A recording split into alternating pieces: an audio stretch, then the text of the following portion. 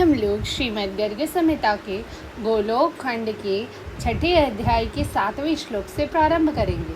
पिछली वीडियोस में हमने छठे श्लोक तक खत्म कर लिया था, जिसमें हम देख रहे थे कि नारद जी बता रहे थे कि कंस पिछले जन्म में कौन था। जैसा कि भोलाश्व जी ने पूछा था, कंस पिछले जन्म में कालनेमी नाम का राक्षस था जो समुद्र मंथन से निकला था। एक बार उसे श्रीहरि ने मार दिया था, लेकिन फिर से वो जीवित हुआ था ऋषि की मदद से। और फिर 100 दिव्य देवताओं के 100 वर्षों तक उन्होंने तपस्या की। तब जाके ब्रह्मा जी प्रसन्न हुए और उन्होंने उनसे मांगा कि मुझे कोई ना मार सके। जिसके पश्चात यहाँ तक कि देवता और श्रीहरि भी नहीं।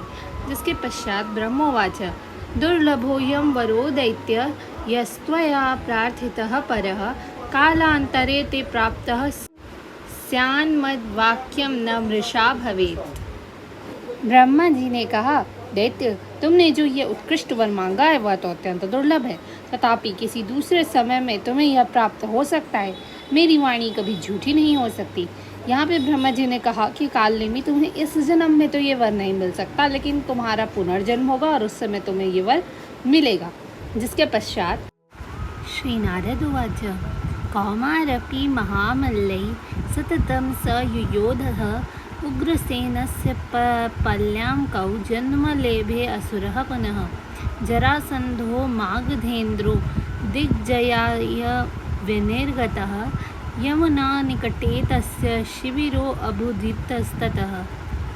श्री नारद जी कहते हैं, राजन, फिर वही कालनेमी नामक असुर पृथ्वी पर उग्रसेन की स्त्री पद्मावती के गर्भ से उत्पन्न हुआ। कुमारावस्था में ही वह बड़े बड़े पहलवानों को तथा कुश्ती लड़ा करता था। एक समय की बात है, मगधराज जरासंध दिग्विजय के लिए निकला। यमुना नदी के निकट इधर उधर उसकी छावनी पड़ी गई। अब हम देख सकते हैं कि उस समय जब ब्रह्मा जी ने इस तरह से कहा कि तुम्हें अगले जन्म में मिलेगा, तो वही कालनेमी जो है वो कंस नाम का राक्षस बन के धरती और वो उग्रसेन, महाराज उग्रसेन और उनकी पत्नी पद्मावती के घर में जन्म लिया था।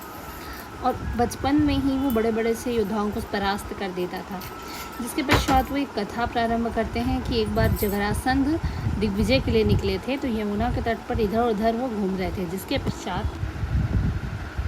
द्वीपः कुवलया पीडः सहस्रद्वीपसत्त्वभृत् बभञ्च शृङ्खलासङ्घ दुद्राव शिबिरान्मदि निपातयत् स शिबिरान् गृहांश्च भूभृतस्तटान् रङ्गभूम्यामाजगाम यत्र कंसोऽप्ययुध्यत पलायितेषु मल्लेषु कंसस्तं तु समागतं शुण्डादण्डे संगृहीत्वा पातयामास भूतले।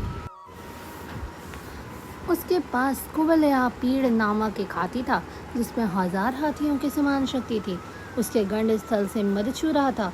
एक दिन उसने बहुत सी सांकालों के तोड़ डाला और शिविर से बाहर की ओर दौड़ चला।